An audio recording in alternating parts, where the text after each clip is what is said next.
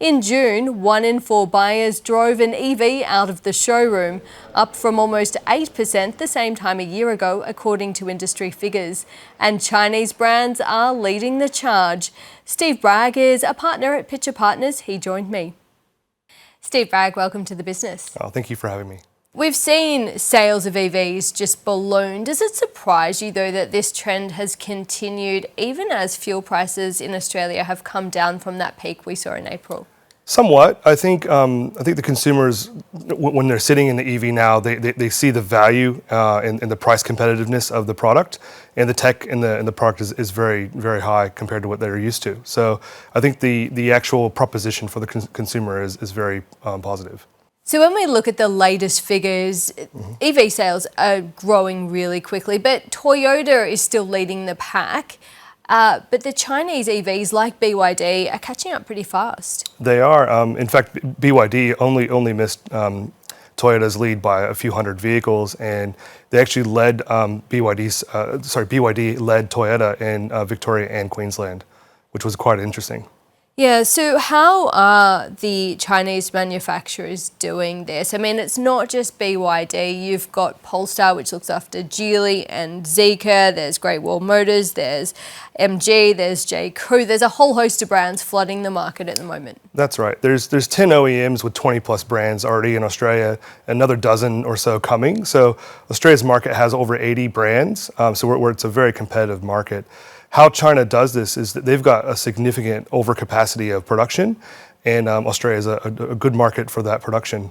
And why? Why is Australia a good market? So, well, Australia doesn't have manufacturing, and we've got no barrier to entry. So there's no tariffs in Australia versus other markets, say the US or Europe and other parts of the world.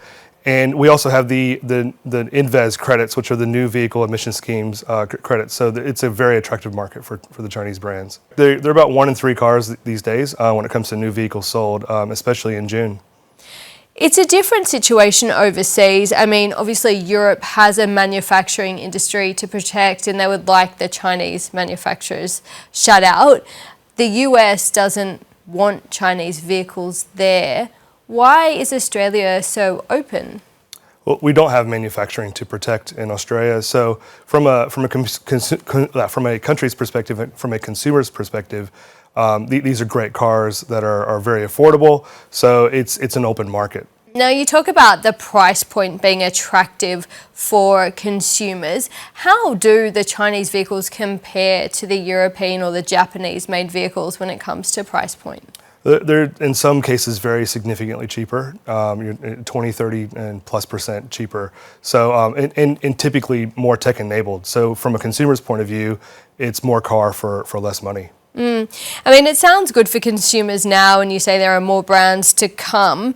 But what confidence can consumers have long term that these brands will remain in Australia and they can keep on being serviced or what have you?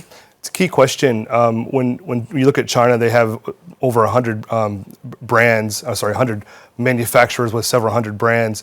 So there will be consolidation, and those brands will consolidate.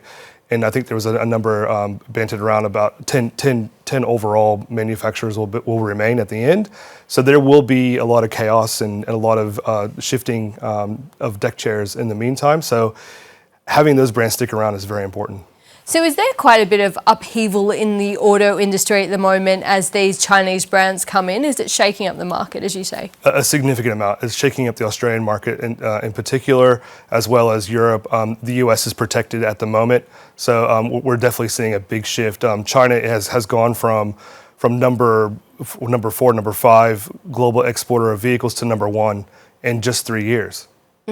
That's pretty unheard of, isn't it? Yeah, the shift in the speed is never been seen, and they're on track to export 12 million vehicles this year, which is nearly 3 times the amount of Japan. There was a study done last year.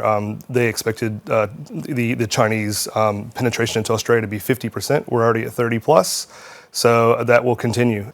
Steve Bragg, thank you so much. Oh, thank you very much.